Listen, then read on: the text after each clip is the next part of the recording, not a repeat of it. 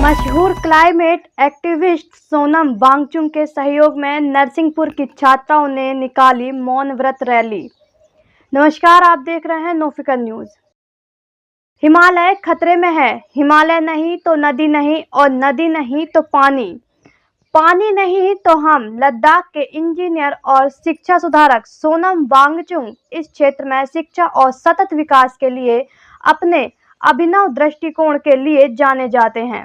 6 मार्च को समुद्र तल से 3500 मीटर की ऊंचाई पर शून्य से भी कम तापमान में आयोजित उनके विरोध प्रदर्शन का उद्देश्य लद्दाख को स्वायत्तता दिलाना और औद्योगिकीकरण के कारण हिमालयी क्षेत्र की नाजुक परिस्थिति की और ग्लेशियरों को हो रहे नुकसान को उजागर करना है।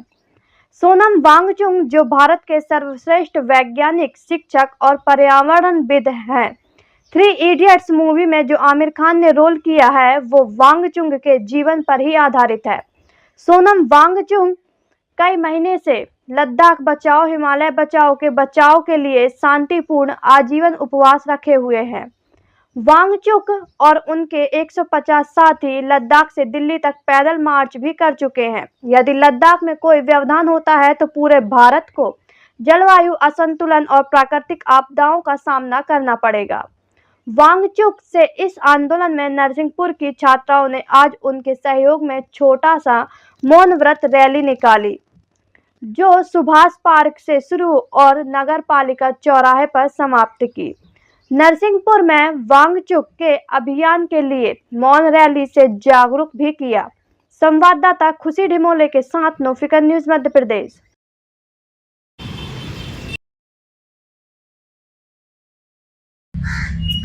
नमस्कार, आप सभी का बड़े दुख के साथ कहना पड़ रहा है कि आज यहाँ पर भारी संख्या में हमारे साथ एक मौन व्रत करने के लिए एकादशी के दिन बहुत से लोग दिल्ली के अलग अलग हिस्सों से आए थे लद्दाख भवन के बाहर पार्क में, और उन्हें पुलिस ने धर पकड़ कर डिटेन कर लिया और बाहर पूरे रोड पर दोनों तरफ बैरिकेड्स लगाए गए, जहां भी बहुत से लोगों को बसों में डालकर डिटेन करने ले गए। और अभी हम ये मौन व्रत यहाँ नहीं कर पा रहे हैं। ये दुख की बात इसलिए है कि दुनिया की सबसे बड़ी लोकतंत्र में शांति से लोग व्रत तक नहीं कर पा रहे हैं। पुलिस हमें बता रहे थे कि यहाँ पर धारा 144, जिसे अभी 163 BNSS कहते हैं, वो लागू है पूरे नई दिल्ली के डिस्ट्रिक्ट पर। ये अपने आप में शर्म की बात है कि लोकतंत्र की माँ जो है उसके दिल्ली में, राजधानी में कंटिन्यूअस बेसिस पर परमानेंटली ये धारा लगानी पड़ रही है। ये धारा अन्यथा विशेष हालतों में, जहां कोई बड़े उपद्रव की आशंका हो, वहां पर लगाई जाती है और टेम्पररीली लगाया जाता है। इसका नेचर ही टेम्पररी है और रीजनेबल रीजंस फॉर डिस्टर्बेंस हो तब लगाई जाती है। यहाँ पर अभी कुछ भी नहीं है और परमानेंटली लगाया गया है। ये पहले नहीं होता था।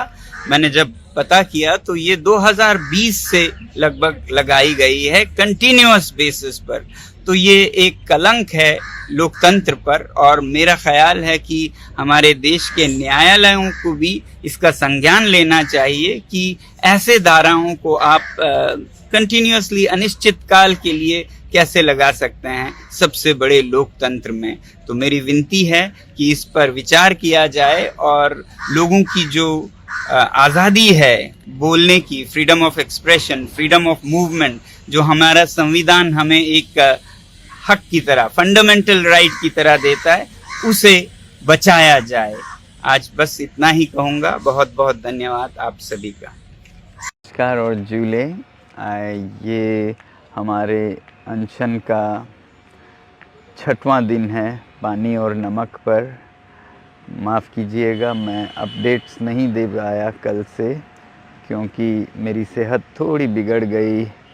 कुछ बुखार सा है, कुछ लूज़ मोशन और बहुत कमज़ोर महसूस कर रहा हूँ। बाकी मेरे साथी बहुत ठीक हैं आज फिर यहाँ बहुत से लोग मिलने आए, जिनमें किसान नेता राकेश टिकैत जी और भारतीय जनता पार्टी के कई नेता थे। और बाकी आप लोगों में से बहुतों ने पूछा है कि हम आपके समर्थन में क्या करें। फिर मैं दोबारा कहना चाहूँगा कि हम कोई बड़ी चीज़ यहाँ तो नहीं करना चाहते, मगर आप अपने अपने घरों में, अपने अपने शहरों में एक दिन का उपवास रख सकते हैं, फास्ट रख सकते हैं। 13 तारीख संडे को हिमालय के लिए, लद्दाख के लिए, और आप एक छोटी पदयात्रा भी कर सकते हैं अपने शहर में, लोगों को हिमालय के बारे में जागृत करने के लिए। अपने शहर में औरों से जुड़ने के लिए आप संपर्क कर सकते हैं फ्रेंड्स ऑफ लद्दाख से।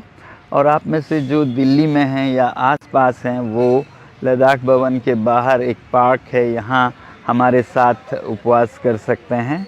बाकी इतना ही अपडेट है, और आप सबका बहुत बहुत धन्यवाद। जुले और जय हिंद।